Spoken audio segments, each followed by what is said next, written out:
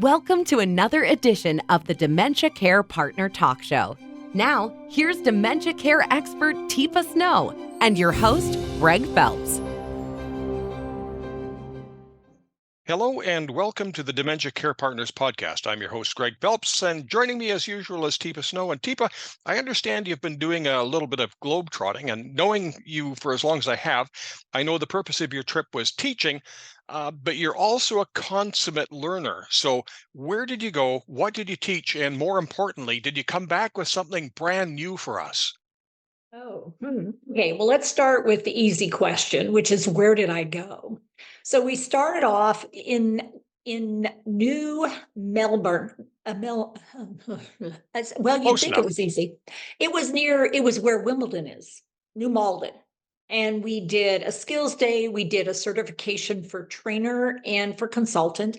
And then we did a awareness day for owners and those who work in care homes across the UK, but also in other countries. They represented over 15,000 care home beds. So quite a few.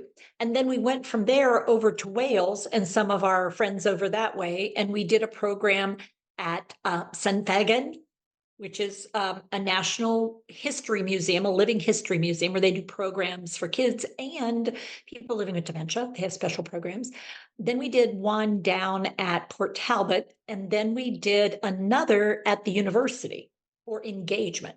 And then from there, we went over to Bristol, which is in the western part of England, did a program there for a group of group homes and workers and providers of support and home care and group home work there. And then we went up to Middlesbrough, which is just a little south of Newcastle and a little bit over from York. And so we did a full day program there, 160 people there, people living with dementia, family carers, support group people, agencies and organizations, and the hospital system, the South Tees Hospital NHS system, National Health System. So what we found out is they have similar issues. Surprise. Which They're we having expected. similar problems, surprise, and they have similar lack of preparation in the area of practical skills for supporting people living with dementia, their family members, and even community providers. What are simple things you can do that do make a difference in interactions and engagement? And we got to meet some cool people. I talked with Peter Barry, who, oh, you'd like this. He rides a penny farthing about. But he also does bike riding across and goes back and forth to demonstrate what it's like living with and making choices with a friend, Deb, and they've done a book.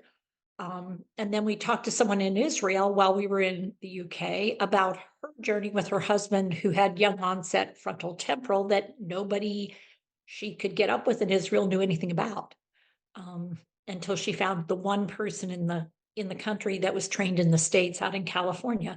So, I mean, what I found out, interestingly enough, is people are working really hard, similar to us, trying to make a big difference and changing the dialogue and the expectations and the behaviors around people living with dementia. And we're all trying to come together and figure out how to get this to be the message that we send out rather than drama and trauma and the awfulness. So, One of the problems, Teepa, is that people are working hard, mm, and we acknowledge that. But sometimes what they're doing is hardly working, because if you don't have the basic skills, you're kind of spinning your wheels. if you say the words person-centered care, it's all great and well, but what does that actually mean? What do you need to know about that person? And what do you need to acknowledge and know about their dementia? And what do you need to appreciate about the environment? And what do you need to take into account for programming? So that when somebody says, listen, I've got to get home, you recognize the underlying message of something about here, now, and with you is not coming together for me, and I don't feel safe. And acknowledging that is a big step. It's like, whoa, but you are home is not an answer then. But I'm with you, it should be fine, not an answer. So recognizing, wow, you're getting a question that says what you think you're doing isn't what they think you're doing. And you need to pause and you need to go, so you're wanting to get home. Yeah.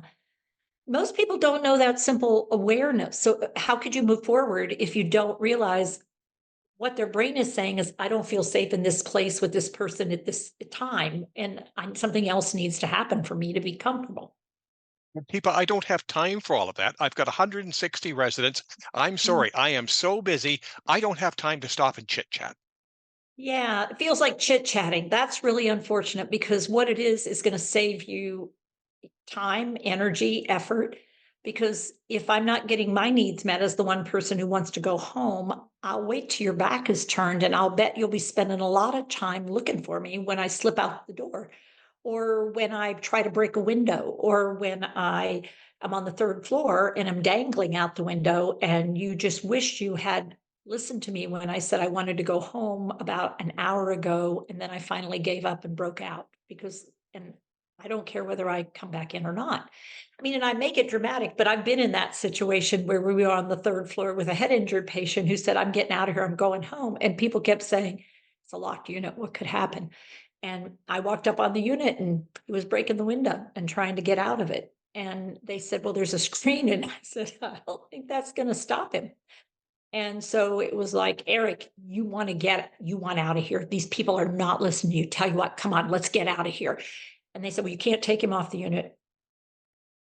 And I was like, oh, man, when are we going to acknowledge that if you want to be person centered, you got to listen to the message from the person and give them what they're telling you they need, whether or not it's an accurate message. When you take him off the unit, he said, well, where are we going now? And I said, well, do you want something to drink or you want something to eat? Because we can go either place. Um, Soda? Yeah. All right. Let's go get it. I mean, much better than taking a chair through a window. And he didn't need drugs. He needed time off the unit. Do you So, feel that the United States is slightly ahead because you're mm, based in the US and you've been all over the US? Or are there still huge gaps all around the US, Canada? Like there's only one of you. You've got lots of people that work with you, but how do you get the message out more and more and more because it's needed? I mean, that's why we're working on this special project. Not a special project, because the challenge we have is frankly, what we're doing isn't enough to change the tide, but we are affecting brains, we are affecting minds, we are changing things. And people in all these diverse countries, they're doing it too. And it's trying to bring people together and then spread the word that we're really working on now because we know we have a formula that makes a difference. And there's others out there that have some pieces that when we put the puzzle together, wow, we're a powerful group of people.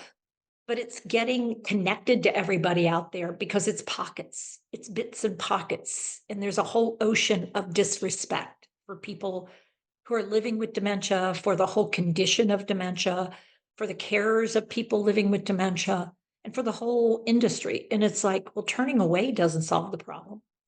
Let's swim against the current. Well, that'll just tire you out, but let's change the tide. So let's figure out how to change the tide. And that's really where we are right now with the work we're doing is the legacy of how shall we move this forward um, and break the bond. I mean, it's a solid wall, and how do we break through? And we've got people all over the world that are working with us, so we're not alone. Deepa, thank you very much. Thank you, Greg. You've been listening to the Dementia Care Partners series brought to you by Positive Approach to Care. For more information, go to teepasnow.com.